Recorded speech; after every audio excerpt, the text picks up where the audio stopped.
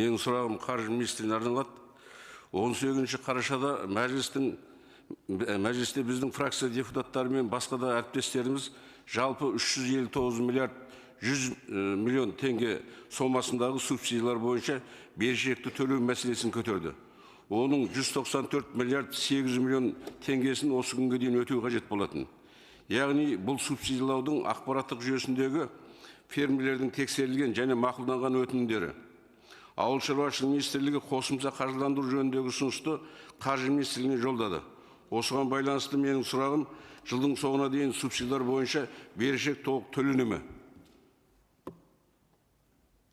Қаржы министрі Мәди Төкешұлы сізге сұрақ қойды.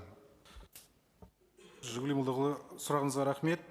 Жалпы біз осы агроөнеркәсіп саласына едәуір ақша қаражат беріп жатырмыз, құйып жатырмыз. Мысалы, келесі жылы қарастырсақ, өкімет республикалық бюджеттен тек қана 470 миллиардтай сома бөлінеді, жергілікті бюджеттен субсидия ғана 429 миллиард теңге сомасы субсидия бөлінеді. Сіз айтып жатқан мәселені оны білеміз, ол соңғы жылдағылары болып келе жатқан практика болды.